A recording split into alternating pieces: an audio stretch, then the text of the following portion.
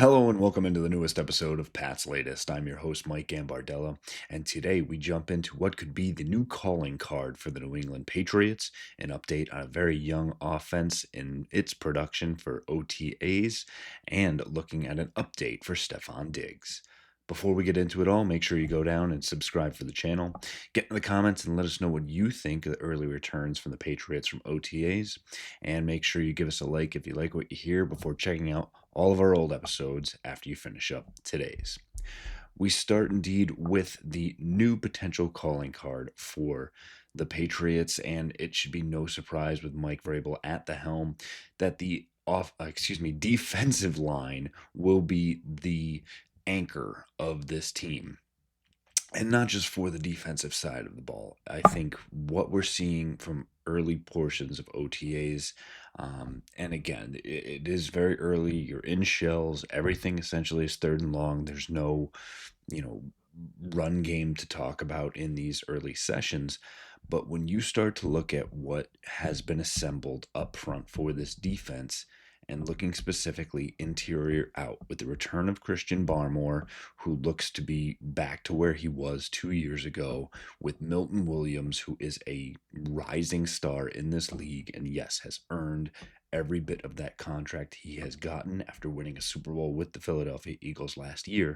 Your two defensive tackle spots are now absolutely solidified, and then putting two strong edge rushers, at least at the start, for Keon White and Harold Landry. That's a lot of talent up front. And it is not just saying, okay, here's our four guys and go.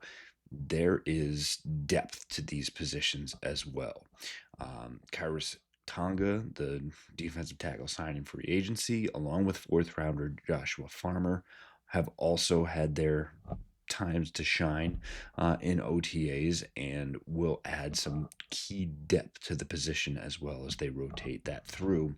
Additionally, Clavon Chason, who signed in free agency, and Anthony Jennings, one of the old holdovers, have shown the juice that you need from that edge position. And that's not even getting into LSU rookie Brady Swinson as well.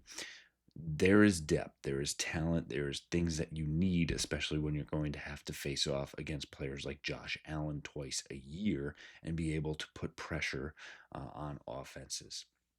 Now, again, there's been some great matchups for everyone along those, but ones that continue to catch the eyes of media members paying close attention to OTAs is the Keon White versus LSU rookie Will Campbell and top overall draft pick for the Patriots. Both have had scenarios where they've won in one-on-one situations, but it is good to see Keon being put in a position where he can absolutely flourish. I don't think that was necessarily the case, especially last year under Gerard Mayo at that time.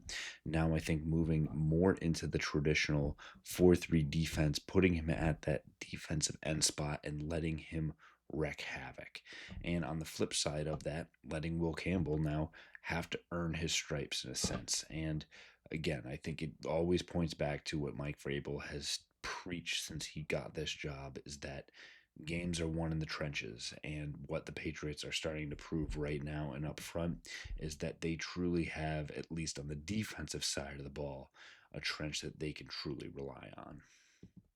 Looking at the flip side, and what is now proving to be a very young Patriots offense. Obviously, second year quarterback Drake May will lead the charge, and did not start all of last season and now kind of gets a rookie plus season, if you will, and two young rookies that he will be relying on and that are already making a big impact.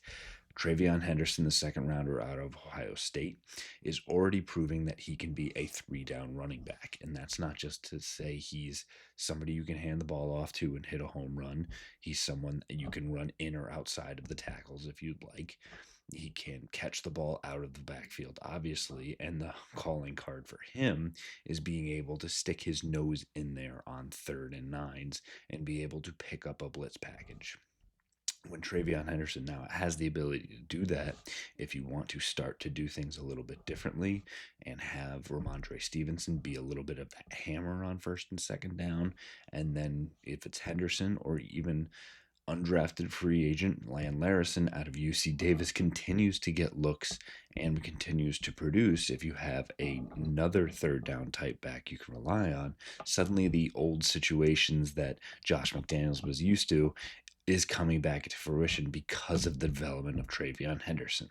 And then additionally at the wide receiver position, Stefon Diggs is not with the Patriots quite yet, so it is opening up opportunities and something that Kyle Williams, the Washington State rookie, is absolutely capitalizing on. Everyone has continued to show on the social media highlights of Drake May essentially throwing a 73-yard bomb down the field to Kyle Williams, who more or less casually runs right under the thing and brings it down. Now, obviously, very easy when you're only in helmets and shells are not even there yet, and you're able to run out and against ghost defenses. But again, it's showing the speed, showing the connection, and showing that Mike Vrabel and Josh McDaniels are already putting these guys out on the field together, trying to develop a relationship and a rapport and getting them the reps that will definitely help them by the time they get to week 1 this season.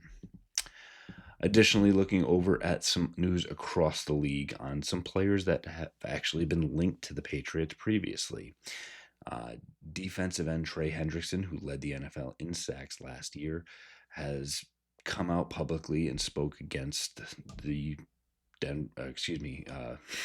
Cincinnati Bengals. Keep trying to say Denver Broncos. That is not correct. And probably in the back of my mind saying the Denver Broncos are a team that could make a push for Trey Hendrickson because of what is happening right now and is going to be a true holdout for Trey Hendrickson. He is absolutely fed up with his contract. He is fed up with the lack of interaction that is coming from the Cincinnati brass.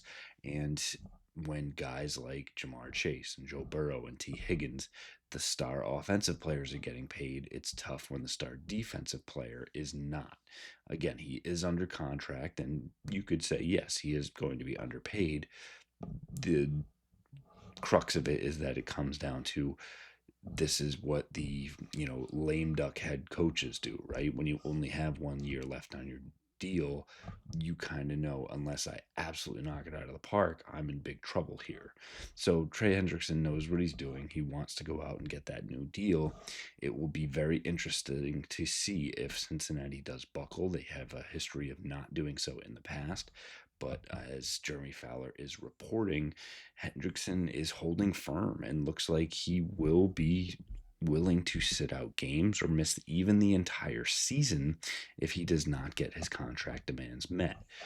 For both sides, I think it would behoove both at this time to look at a potential sign and trade. And the Patriots obviously do have the cap space to be able to do that. I think because even in this episode, leading with the impressiveness of the front four without adding a Pro Bowl and all pro caliber defensive end to the mix, the Patriots don't necessarily have to do that. But if you're only giving up potentially, a third round pick or maybe someone like Anthony Jennings as well, and then giving Trey Hendrickson a 3-year contract and feel good about what you've been able to do there. And suddenly, if you're able to take someone like Keon White and Harold Landry and be able to now have 3 guys that can really rotate and completely change things around, it's something you absolutely need to be open to and continue to play your cards in that fashion. You can't just say, no, we're not interested because you don't think it's something that you need to do. There always needs to be that extra level of attention to detail when it comes to your roster. And I think something that Elliott Wolf absolutely has. And now with the combination and collaboration with Mike Vrabel, players like Trey Hendrickson, players who are currently free agents right now, these are things that the Patriots will continue to look at. And unfortunately, it also plays into what is happening off the field and with the players they do have. And sometimes their hands can be forced, which is why yesterday, after the Stefon Diggs news, we talked about potentially adding other wide receivers to the mix. Trey Hendrickson could be in that same boat should needs arise. Looking also and back at Stefon Diggs, he continues to train in Florida in spite of everything that has happened the past couple days. Diggs is not here in Foxborough for OTAs, but again, it's a voluntary portion of the offseason program, so he doesn't necessarily need to be here. The same way for Carlton Davis is not with the Patriots right now. He's on vacation in Turks and Caicos and riding around on jet skis.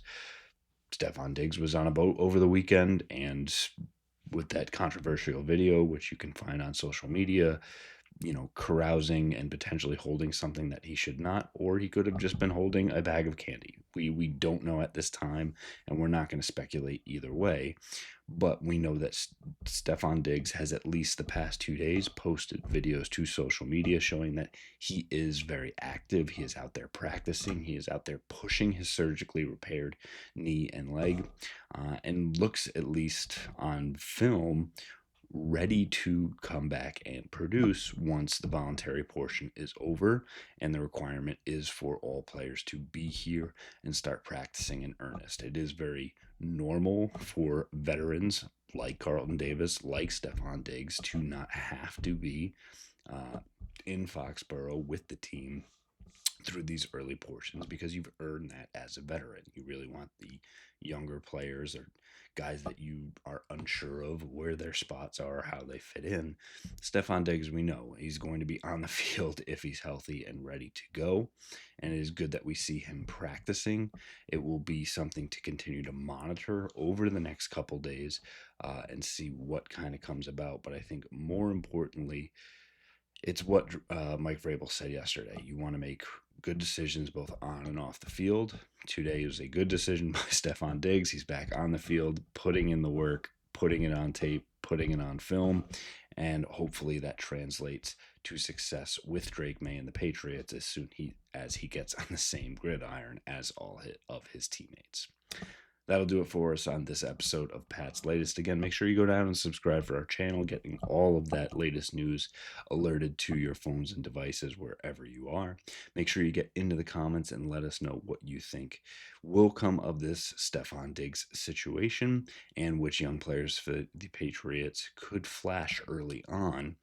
And make sure you give us that like if you've liked what you've heard so far. Go back and check out all the previous episodes so you can find out everything you need to know about the 2025 New England Patriots, as we'll have all the information right here on Pat's Latest for you. Fight on, Foxborough.